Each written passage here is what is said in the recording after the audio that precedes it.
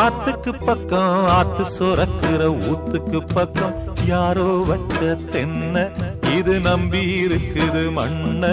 இது தானாக வளர்ந்த மரம் பாரம்மா ஒரு தாயாரு தந்தை யாரு கூறம்மா ஆத்துக்கு பக்கம் ஆத்து சுரக்கிற ஊத்துக்கு பக்கம் யாரோ வச்ச தென்ன இது நம்பி இருக்குது மண்ண இது தானாக வளர்ந்த மரம்